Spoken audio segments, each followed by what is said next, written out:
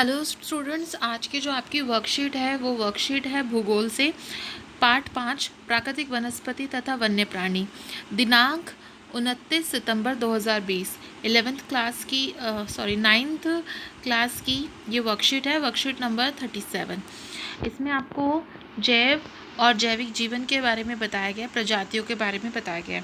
हमारा देश भारत विश्व के मुख्य 12 जैव विविधता वाले देशों में से एक है, यानी कि जहाँ पे 12 अलग अलग तरह की जैव यानी कि जीवित जो पेड़ पौधे होते हैं, जंतु होते हैं, उनकी विविधता मिलती है। लगभग 47,000 विभिन्न प्रजातियों के पौधे पाए जाने के कारण यह देश विश्व में 10वें स्थान पर है और एशिया के देशों में चौथे स्थान पर है। भारत में लगभग 15,000 यानी कि 15,000 प्रजातियों के फूल पौधे हैं। इतनी ज़्यादा प्रजातियों के तो फूल और पौधे ही हमारे देश में पाए जाते हैं, क्योंकि हमारा जो देश है वो भौगोलिक दृष्टि से भी विविधता वाला है। आपने देखा होगा भारत में कहीं एक जगह पहाड़ है तो एक जगह पठार है, फिर मैदान है, फिर समुद्र है, तट है। तो इस तरह से हमारा जो देश है वो बहुत ही विविधता के साथ, हमारे को भौगोलिक विविधता के साथ मिला है, और इस भौगोलिक विविधता की वजह से ही हमारे देश में जीव जंतु, फूल पौधे, पेड़, इनकी अधिक से अधिक प्रजातियां हमारे देश में पाई जाती हैं। 15,000 प्रजातियों के फूलों के पौधे हैं, जो कि विश्व में फूलों के पौधों का 6% है। भारत देश में बहुत से बिना फूलों के पौधे जैसे फर्न, शेफाल या एलेगी तथा कवक यानी कि फंजाई भी पाए जाते हैं। भारत में लगभग 90,000 यानी कि 90,000 जातियों के जानवर तथा विभिन्न प्रकार की मछलियाँ ताज़े और तथा समुद्री पानी में पाई जाती है। ताज़े पानी में मतलब कि जो हमारा नदियों का पानी, झीलों का पानी है, तो उसमें मीठे पानी की जो मछलियाँ होती हैं वो भी पाई जाती हैं, और समुद्री खारे पानी की मछलियाँ भी पाई जाती हैं। प्राकृतिक वनस्पति का अर्थ है कि वनस्पति का वह भाग जो कि मनुष्य की सहायता के बिना अपने आप पैदा हो। प्राकृतिक मतलब जो हमें अपने आप ईश्वर की तरफ से मिले, जिसको हमने ना पौधा लगाया, ना उसमें बीज डाला, ना हमने खाद डाली, ना पानी डाला, ऐसा पौधा, ऐसा पेड़ जो प्राकृतिक रूप से पनपा हो, प्राकृतिक रूप से बड़ा हुआ हो, उसको हम कहते हैं प्राकृतिक वनस्पति। और लंबे समय तक उस पर कोई मानवीय प्रभाव ना पड़ा हो। कई बार आपने ऐसी जगह पे पेड़ पौधे उगते हुए देखे होंगे जहाँ पे दूर दूर तक कोई लोग नहीं रहते होंगे। ऐसी जगहों पर पेड़ जो होते हैं, हम उनको प्राकृतिक वनस्पति कहते हैं।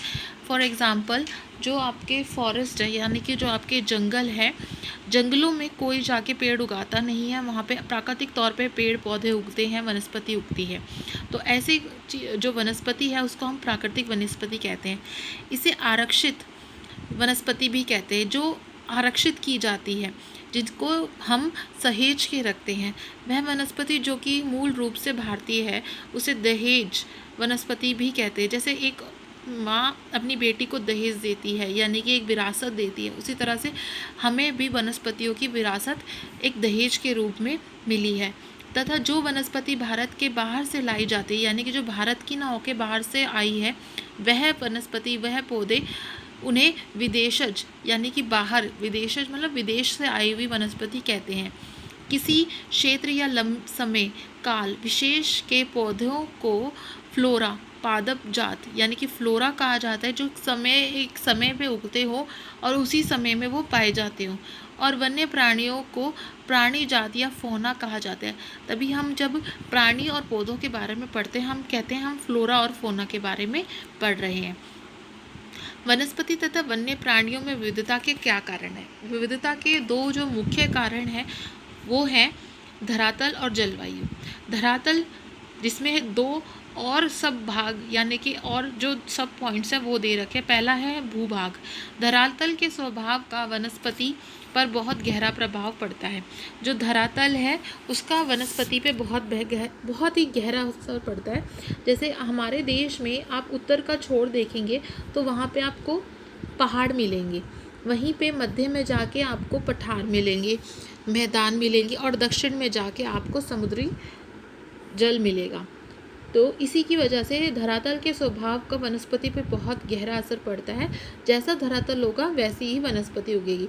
जैसे कीकर के कटीले वृक्ष रेगिस्तान में उगते हैं और जो दलदलीय क्षेत्र है वो असम में है। तो इसकी वजह से हम कहते हैं कि भूभाग का वनस्पति पे बहुत गहरा असर पड़ता है। उपजाऊ भाग पर प्राय कृषि की जाती है, यानी कि खेती की जाती है, जबकि ऊबड़ खाबड़ असमतल भूभाग पर जंगल तथा घास के मैदान होते हैं। अब आते हैं मृदा यानी कि मिट्टी पे।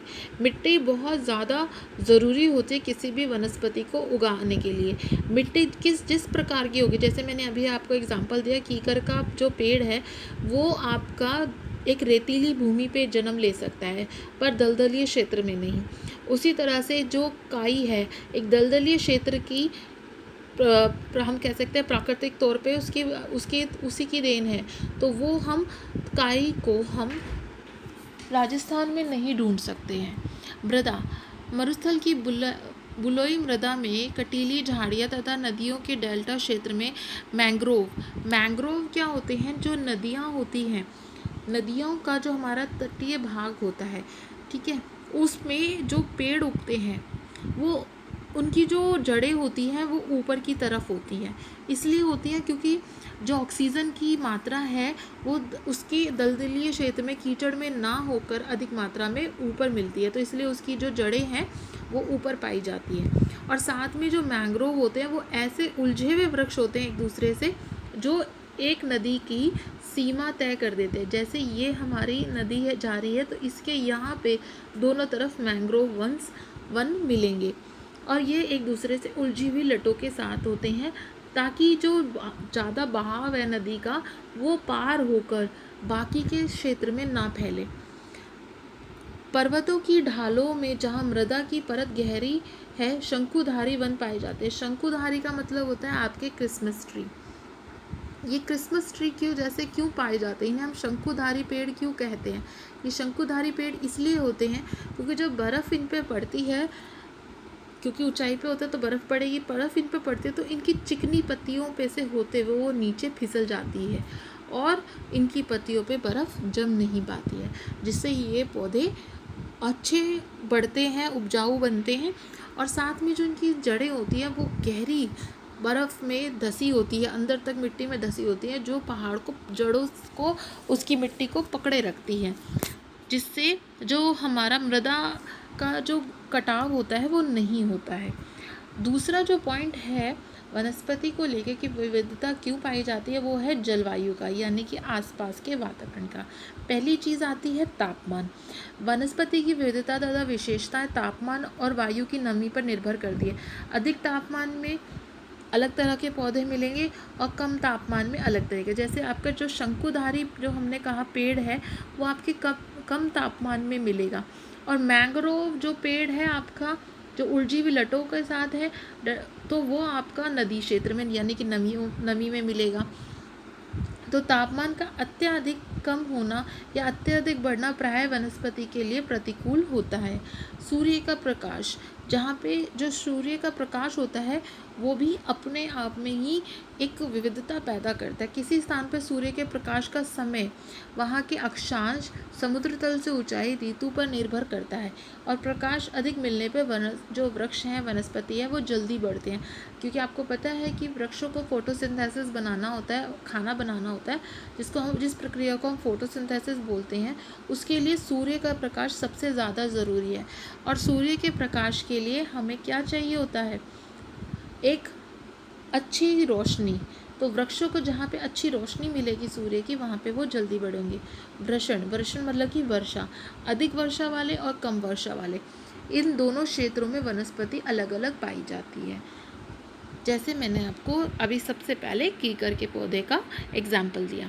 अब हम आते हैं क्वेश्चन आंसर पे। भारत में कितने प्रकार की पादप जातियाँ पाई जाती हैं? भारत में हमारे कितने तरह की पादप जातियाँ पाई जाती हैं? हम यहाँ पे देखेंगे। यहाँ पे आप अपने शुरुआत में हमने पढ़ा लगभग 47,000 प्रजातियों के पौधे पाए जाते हैं। तो हमारी पादप जो प्रजातियाँ हैं वो कितनी हैं? 47,000 हमारी पादप प्रजातियाँ हैं जो हमारे देश में पाई जाती है। उसके बाद ये हमारा फर्स्ट आंसर हो गया। इसके बाद आता है हमारा जो सेकंड क्वेश्चन है, वो है वनस्पति से आप क्या समझते हैं? अपने आसपास पाए जाने वाले कुछ पौधों के नाम लिखिए। वनस्पति क्या होती है? जो हमारे आसपास मिलती है, ठीक है। अब इसमें जो वनस्पति है, वनस्पति जो प्राकृतिक वनस्पति है, तो उसके बारे में बताया गया है। जो हमें पता चला है वो ये है कि जो बिना मनुष्य की सहायता के उगती है उसको हम प्राकृतिक वनस्पति कहते हैं। वनस्पति हमारे पेड़ पौधे होते हैं, ठीक है। तो हमारे जो पेड़ पौधे हैं उनको हम प्राकृतिक वनस्पति कहते हैं, जो बिना मनुष्य की सहायता से उगती हैं। और ये मूल रूप से भारतीय वनस्पति होगी उसे हम देशज कहते हैं, यानी कि देशज मतलब हमारे देश की, ठीक है। तो ऐसी वनस्पति को हम देशज भी कहते हैं। अब आपको कुछ ऐसे भी एग्जाम्पल लिखना जो आपके आसपास पेड़ पौधे मिलते हो। आपका पीपल का पेड़ हो गया, ठीक है, और किसका हो गया, बरगद का हो गया, और भी दूसरे पेड़ हो गए जो आपको अपने आसपास मिलते हैं। तो ये आपके क्या होंगे, उदाहरण होंगे किस चीज़ के लिए, आपके आसपास मिलने वाले पौधों के लिए। अब जो तीसरा क्वेश्चन है, अक्षित वनस्पति किसे कहते हैं? यह आपके द्वारा गमलों में उगाए गए पौधों से किस प्रकार से भिन्न है? अक्षित का मतलब होता है जो आरक्षित हो। यही आंसर आपका आंसर नंबर 3 है यहाँ पे, ठीक है। अक्षित जिस पे लंबे समय तक मानवीय प्रभाव ना पड़ा हो उसे हम अक्षित वनस्पति कहते हैं। ये आंसर नंबर 3 है। उस पे जिस वनस्पति पे, जिस पेड़ पौधे पे लंबे समय तक मानवीय प्रभाव ना पड़ा हो उसे हम अक्षित वनस्पति कहते हैं। और ये हमारे गमलों से इसलिए भिन्न है क्योंकि गमलों में हम रोज़ पानी देते हैं, खाद देते हैं, बीज डालते हैं, और अक्षित वनस्पति में ऐसा कोई कार्य हम नहीं करते हैं। उसके बाद आता है फोर्थ क्वेश्चन, किन्हीं 2 देशज व 2 विदेशज वनस्पतियों के उदाहरण लिखिए। 2 देशज और 2 विदेशज जो वनस्पति हैं वो हमारी यहाँ से आ जाती हैं। जैसे अगर हम देशज के बारे में लिखें तो हमारा तुलसी है, ये हमारी देशज है, ठीक है। और उसके बाद अगर हम तुलसी के बाद लें तो हरड़ है, ये एक वनस्पति है या आयुर्वेदिक एक औषधि है जो हमारे देश में पाई जाती है। ये हमारी देशज है। वहीं पर अगर हम बात करें विदेशज की, तो विदेशज में हमारा, आपने पेड़ पौधों के नाम सुने होंगे जो बाहर से आते हैं, जैसे ब्रोकली हो गई है, ठीक है। तो हम जब ब्रोकली की बात करेंगे, ब्रोकली की बात करते हैं तो हम ब्रोकली में एक तरह से सब्ज़ी का रूप लेती है, ठीक है। तो जो ब्रोकली है वो हमारी विदेशज है। साथ ही में हमारा, आप पौधों के साथ साथ अगर हम फल भी लें तो फलों में भी हमारे बहुत सारे विदेशी चीज़ें आती हैं, फूलों में भी आती हैं। जैसे लिली हो गई, लिली हमारे देश का एक पौधा नहीं है, लिली बाहर का है। क्योंकि लिली का जब हम बात करते हैं तो फूल की एक किस्म होती है जो बाहर विदेश से मंगाई जाती है, ख़ास तौर पे घर की या किसी अच्छे ओकेज़न की जो सजावट होती है उसके लिए। तो ये हमारे लिए विदेशज है, ये उसके उदाहरण हैं। अब आते हैं हम लास्ट क्वेश्चन पे, वनस्पति तथा वन्य प्राणियों में विविधता के क्या कारण है?